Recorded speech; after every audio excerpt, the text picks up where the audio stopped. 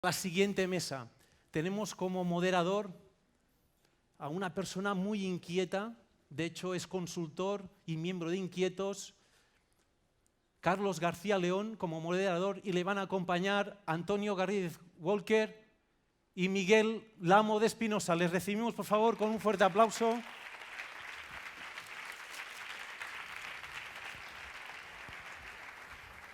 Bienvenidos. En el centro. Gracias. En el centro tú. ¿Y tú? No, ponte. ¿Eh? Ponte así, os miro mejor.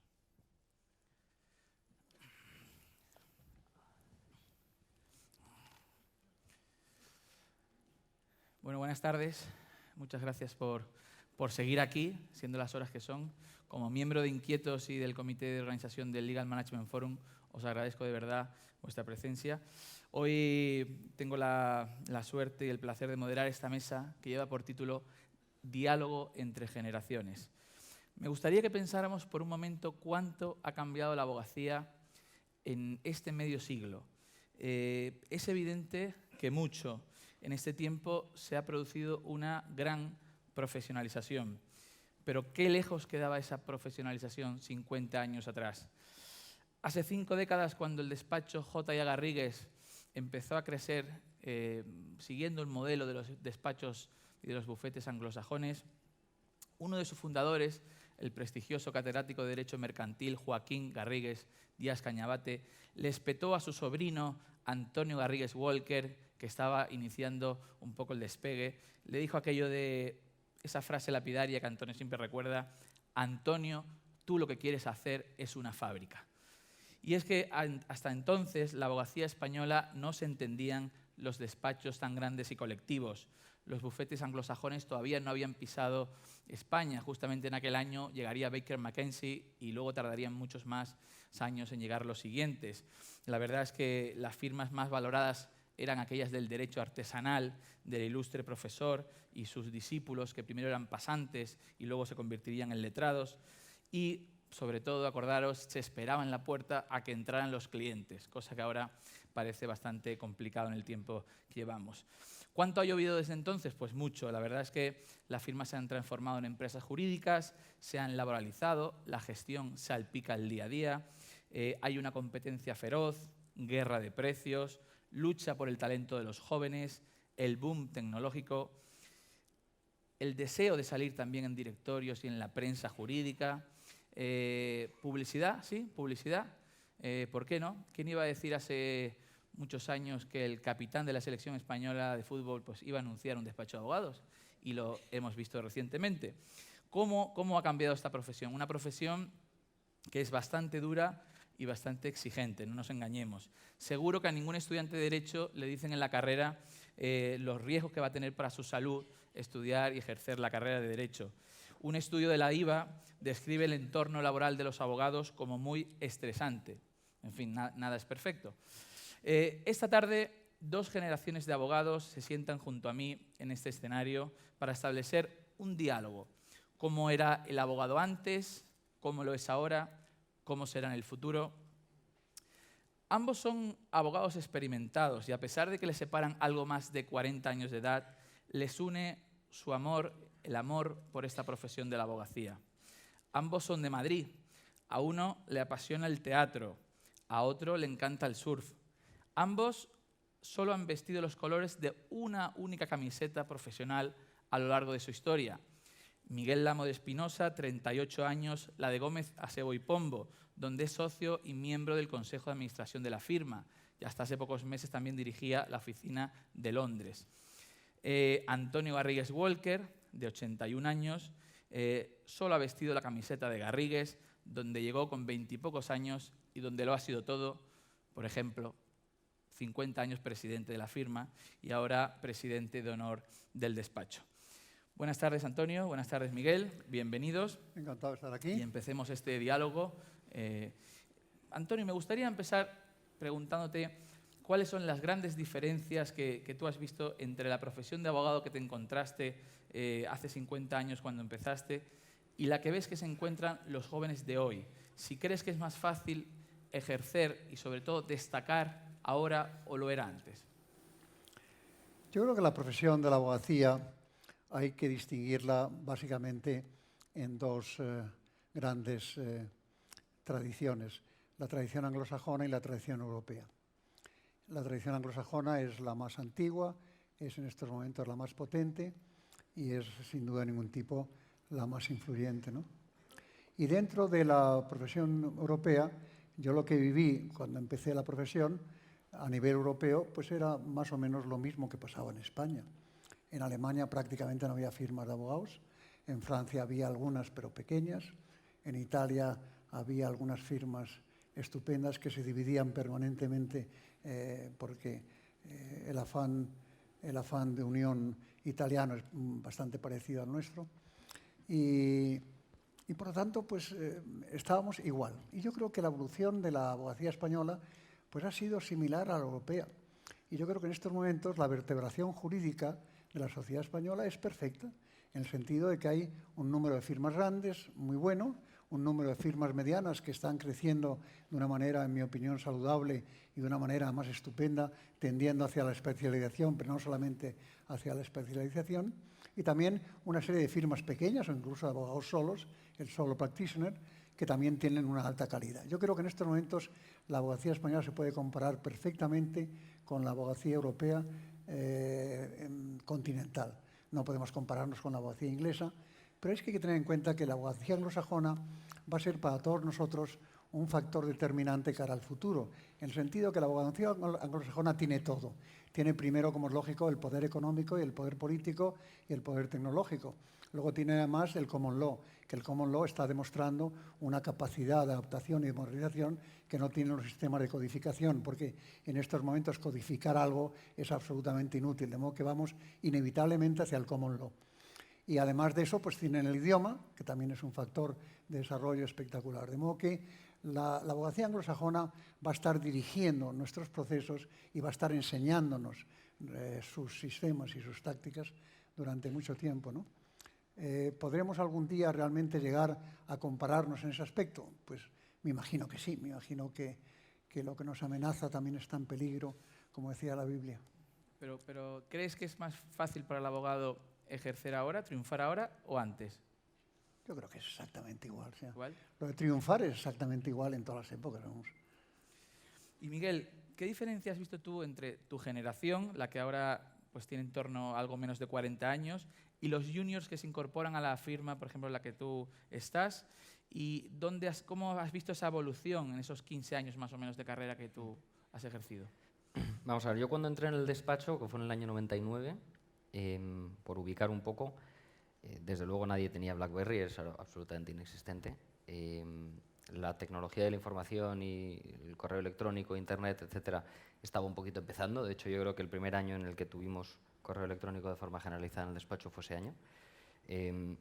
Y para mí eso ha sido, desde luego, uno de los cambios fundamentales que yo he visto desde que he entrado, y por varios motivos, no solo por el hecho de que ahora estés trabajando con una BlackBerry, sino por todo lo que eso implica. Y todo lo que eso implica en el sentido de que la tecnología, en cierto modo, ha roto el tiempo y el espacio. En cierto modo, ahora trabajas a las 3 de la mañana desde casa y trabajas cuando estás en vacaciones en Cuba, como si estuvieses en la oficina. Y eso genera una serie de implicaciones. Una de ellas, que es muy importante y que creo que no se le da la suficiente relevancia, es la gestión del tiempo, es aprender a cómo gestionar tu tiempo. Y no ya gestionar tu tiempo en la oficina en el sentido de que me tengo que ir antes, sino gestionar tu tiempo en el sentido de que estás en casa y te tienes que conectar, de que estás jugando al golf y tienes que ir con la conference call conectado. Ese tipo de actuaciones, yo esas desde luego no las veía cuando yo entré en el despacho, no ocurría así, ¿no? Y una segunda ramificación de eso que a mí me preocupa mucho, que es cómo conseguir mezclar la inmediatez requerida en la profesión con la finura requerida en la profesión.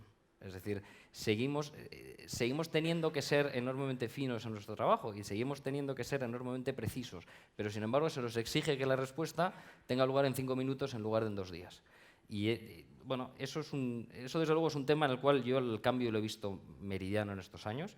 El otro que he visto meridiano es que yo creo que la madurez del mercado en el sentido de la incorporación de nuevos jugadores en el mercado ha hecho que sea un mercado más maduro, y en la medida en que sea el mercado más maduro, el producto que tengas que vender es mejor, y en la medida en que sea mejor, además lo tienes que vender mejor.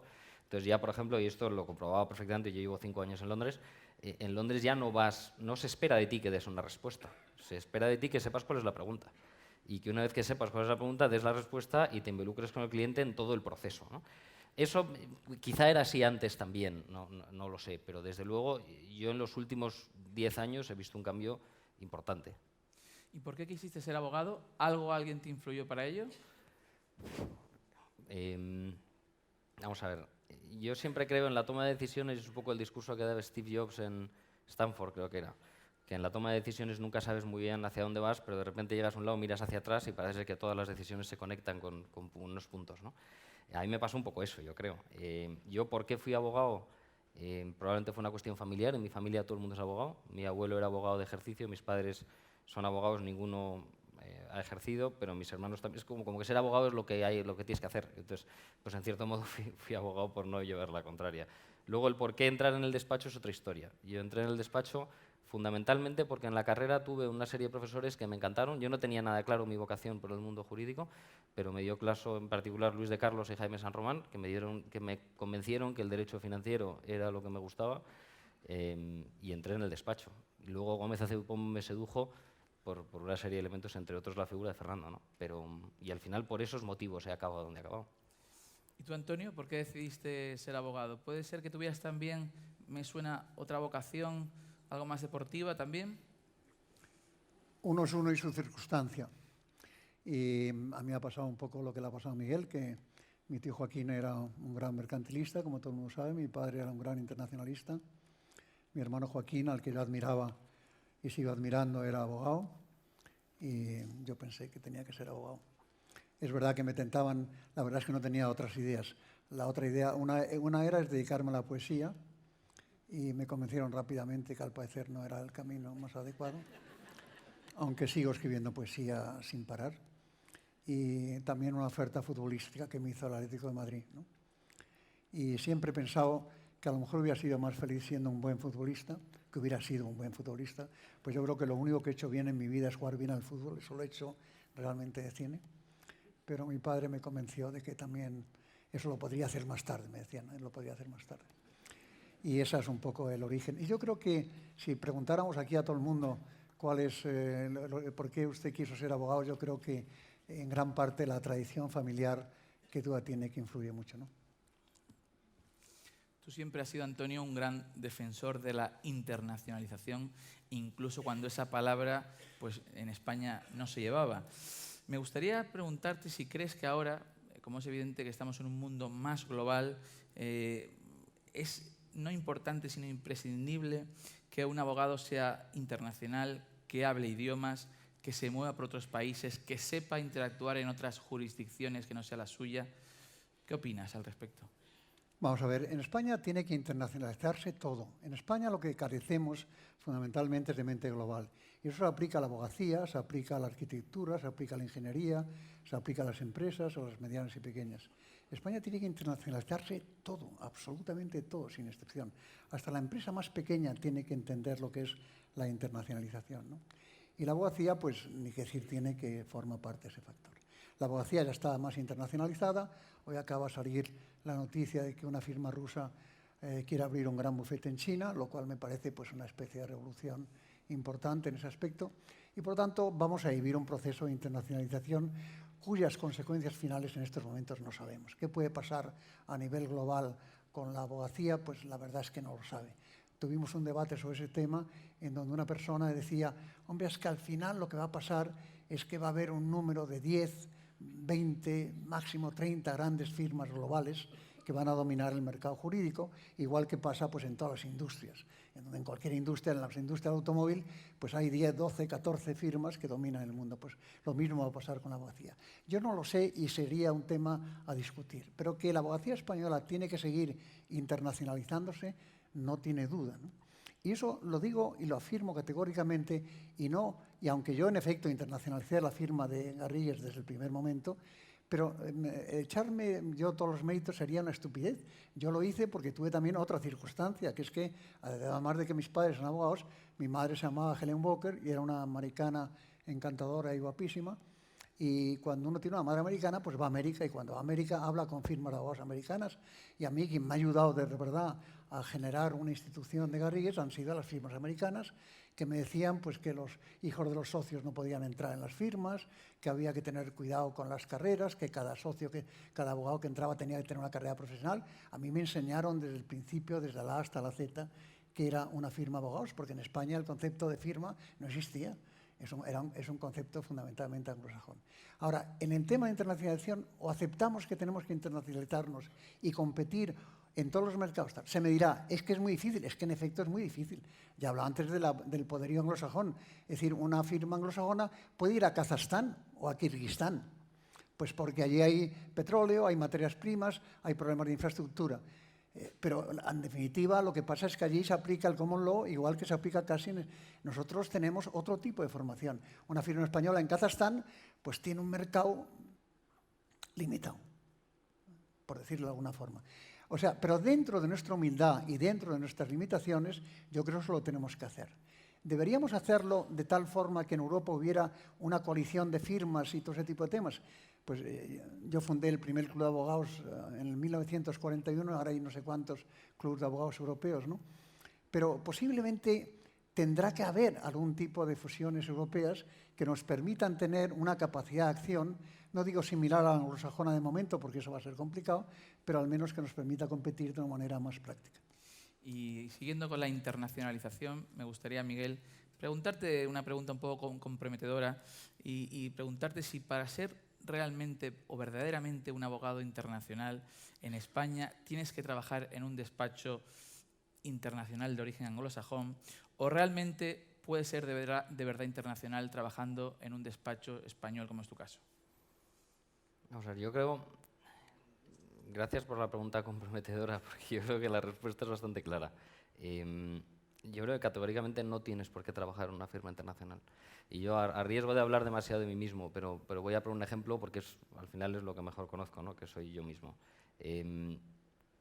Yo llevo, en mi trayectoria en el despacho, yo he vivido 6 o 7 años, 6 años en el extranjero, 5 de ellos en Londres, 1 de ellos en Estados Unidos, y todo esto patrocinado por el despacho. He estudiado el máster en Washington, me he sacado el bar de Nueva York, he gestionado la oficina de Londres. El 90% de mi práctica actual son operaciones internacionales, o bien de clientes españoles fuera, o bien de clientes extranjeros dentro. Me da la impresión de que eso es una trayectoria razonablemente internacional, o desde luego mi práctica es una práctica muy internacional. Otra discusión es sobre cuáles son los requisitos y cuáles son las oficinas que tienes y qué derecho más allá del español intentas practicar, ¿no? Pero en cuanto a tu práctica es una práctica internacional, desde luego yo siento que la mía lo es, y muchas veces me he formulado la pregunta de si mi práctica sería más internacional en un despacho anglosajón, y no tengo claro que la respuesta sea que sí, más bien tiendo a pensar que no. Más bien tiendo a pensar que, en cierto modo, en el despacho internacional se te prima la localidad, mientras que en el despacho nacional se te prima la internacionalidad, ¿no? Y eso hace que las prácticas sean muy distintas. Acabamos de escuchar una estupenda mesa sobre el techo de cristal en los despachos en España. Hemos oído la versión o la opinión de 3 socias y directoras jurídicas. Me gustaría también saber vuestra opinión al respecto, la opinión del género masculino, saber qué pensáis, cómo podemos no perder el talento femenino que se está perdiendo en los bufetes. Vuestra opinión, ¿qué se puede hacer? Eso los jóvenes lo saben muy bien. Yo sobre el tema de conciliación, evidentemente no tengo la panacea ni conozco la solución, ¿no? Pero sí algunas reflexiones. Yo creo que una es, la conciliación no solo es familiar, es personal. Y de hecho, en los procesos de selección del despacho últimamente vemos cada vez más que la gente quiere una vida personal digna. Y yo cuando entré en el despacho, para mí no era no se me ocurría pensar a qué hora me voy a ir de la oficina. Es que es un planteamiento que era inexistente. Y a día de hoy las cosas han cambiado. La gente quiere una vida personal mucho más ordenada. Y en consecuencia, el tema de la conciliación afecta a todos. Evidentemente, una es la familiar y otra es la personal, ¿no? Ambas son un poco de todos, en el sentido de que ahora mismo afectan más a las mujeres, pero hay muchos hombres que concilian y hay muchos hombres en el despacho que tienen situaciones de conciliación complejas y que están gestionándolo en su medida, ¿no? Soluciones, yo creo que hay una evidente que es un cambio cultural, en el cual pues, es una solución que a ver cómo implementamos un cambio cultural.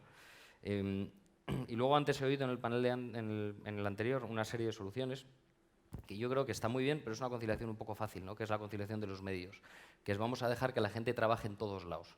Es decir, vamos a darle la BlackBerry, el iPad, el no sé qué, y que trabajen desde cualquier sitio como si estuvieran en la oficina. Y eso está muy bien, pero es que eso no es conciliar.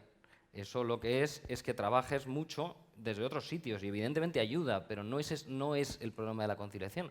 El problema de la conciliación es reconocer que durante un periodo de la carrera de una persona, especialmente carreras enormemente intensas, esa intensidad no va a poder aplicarse. Y en consecuencia tienes que invertir en esa persona para no perder ese talento.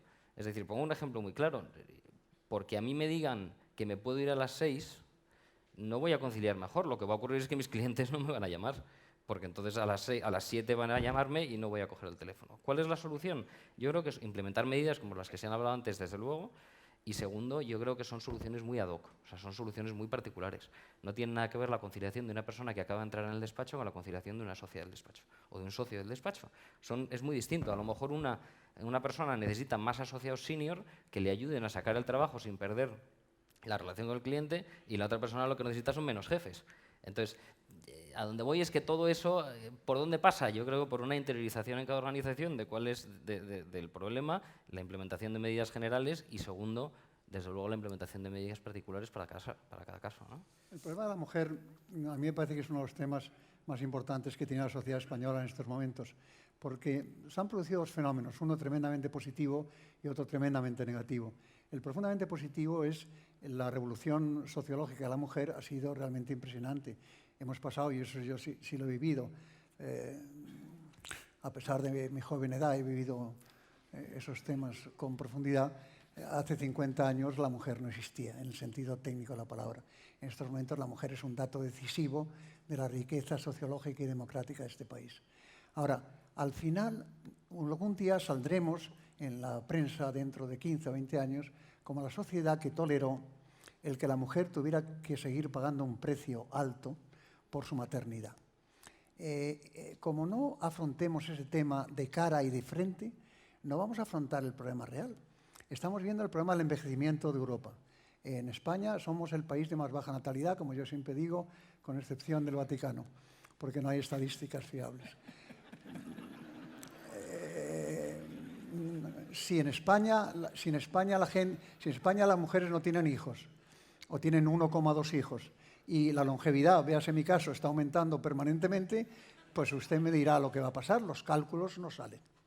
Ahora, que la mujer en estos momentos en España, en su vida profesional, no solamente un despacho, está pagando un precio por tener hijos, eso no tiene duda. Entonces, en efecto, muchas de las fórmulas que se han hablado en el estupendo debate que ha habido antes, pues en efecto hay que ponerlos en marcha.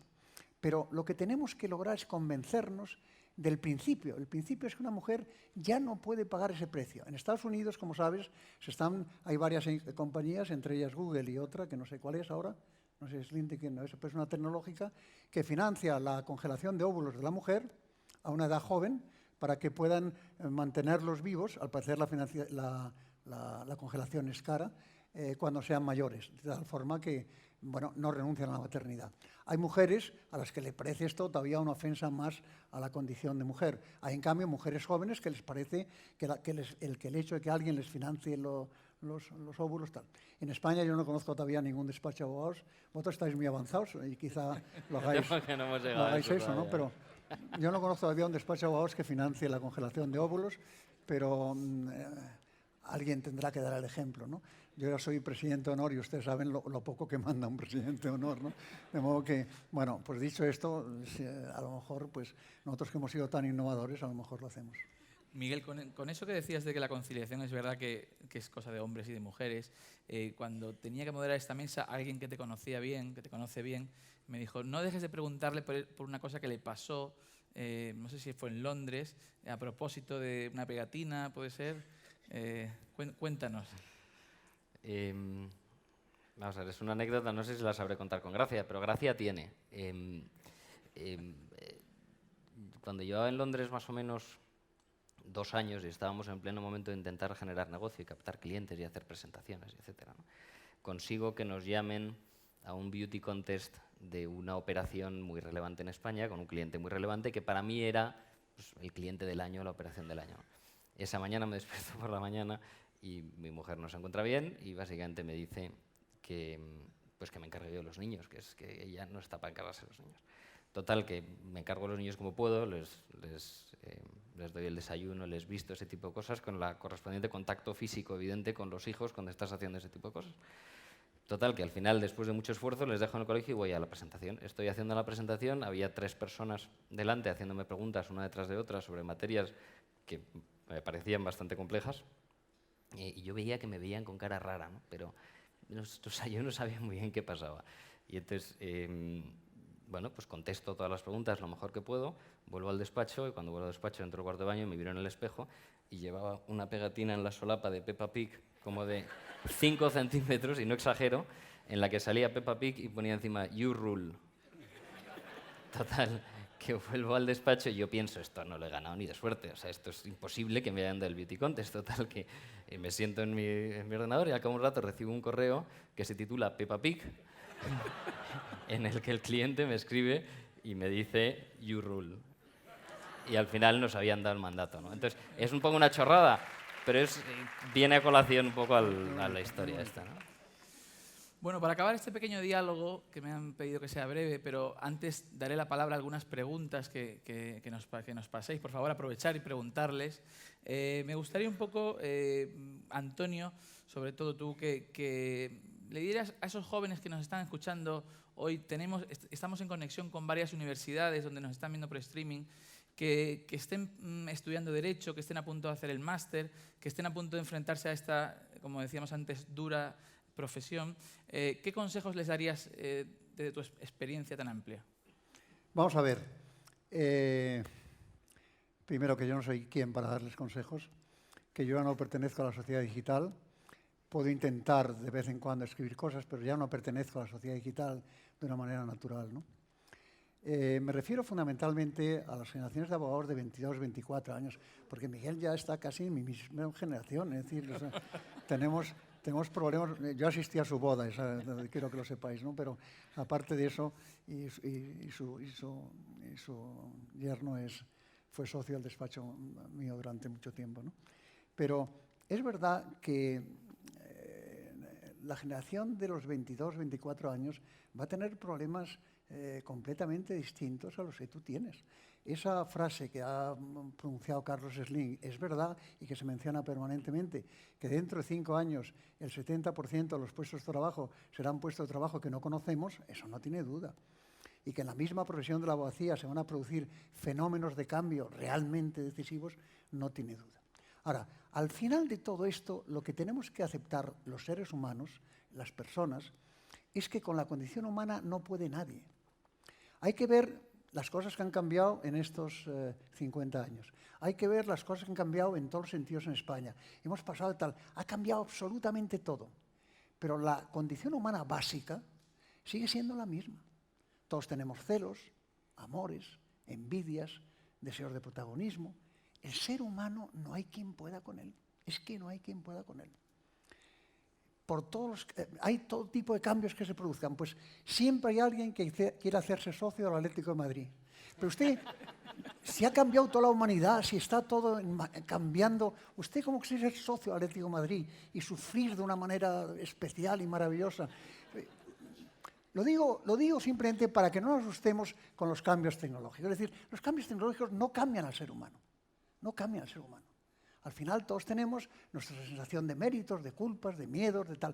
Por lo tanto, que den por seguro que se van a producir cambios y que ellos aceptarán y se adaptarán a esos cambios, como tú y yo hemos hecho, tú a tu edad y yo a mi edad, pues de una manera natural y sencilla, que no pasa absolutamente nada. Pero que no podemos dejarnos dominar con que la tecnología va a cambiar nuestra condición humana. La condición humana no cambia para nada, lo cual es una verdadera maravilla, de momento. Ya se está hablando de inteligencia artificial. El otro día estuve, lo digo para darles un poco de ánimo, en un debate sobre la longevidad maravilloso, en donde un personaje muy importante y muy serio de General Electric hizo la siguiente afirmación. Los niños que nazcan hoy tendrán una edad promedio de vida de 100 años, los que nazcan hoy, lo cual es verdad. Y dentro de una década el promedio de edad será 120. Y una década son los próximos 10 años, lo digo para que te vayas preparando poco a poco para el tema, ¿no? A mí también me encantaría, por cierto, porque la gente dice, eso es muy aburrido. Digo, no, mister, yo tengo 81 y quiero vivir 82, 83, 84, no quiero poner absolutamente ningún límite. Pero lo que quiero decirles es que acepten una serie de condiciones básicas. Y que las condiciones básicas es que cada uno, la frase del Renacimiento sigue siendo una maravilla. El Renacimiento, la aspiración del ser humano era conocer el saber de tu tiempo. Pues que conozcan el saber de tu tiempo. Un abogado que en estos momentos diga, yo es que no utilizo la tecnología. Bueno, muy bien, pues no utilices tecnología, pero sale de la corriente competitiva. Es que yo no quiero aprender ni un solo idioma. Pues mala cosa. Es decir, cada época tiene sus condiciones básicas, pero no pasa absolutamente nada. Ahora, que un abogado español tiene que aceptar, primero, que tiene que hablar más idiomas, porque si no hablas idiomas, hay despachos abogados europeos en donde ya se piden 3 y 4 idiomas como mínimo. En España te puedes pedir uno y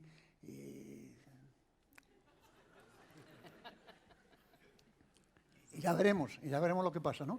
Bueno, ese es el tipo de temas que es aceptar el saber de tu tiempo, pero que nadie cree que la tecnología le va a cambiar y que estos jóvenes de 22 años se van a adaptar a la tecnología. A nosotros nos puede parecer maravilloso, pero se van a adaptar pues como están haciendo nuestros nietos. Ese ejemplo que todos ponemos, es que mi nieto, bueno, pues eso, pues se van a adaptar como se adaptan nuestros nietos sin el menor problema. ¿Y tú, Miguel, qué les recomendarías? Yo mis consejos son, como era de esperar, mucho menos profundos que los de Antonio, pero y además me los he preparado porque sabiendo que ahí venía la pregunta, creo que esto tiene cierta relevancia.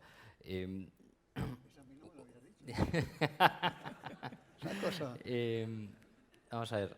Uno, desde luego, estudiar fuera el tema de idiomas es indiscutible, pero en el tema de idiomas yo quiero puntualizar, hablar inglés no es chapurrear inglés. Es decir, hablar inglés significa ser capaz de meterte en un conference call con 50 bonistas enfadados y ser capaz de defenderte en la llamada. Es decir, no significa defenderte en el inglés, significa que el inglés no sea una barrera. Entonces, eso es un poco lo que tiene que conseguir.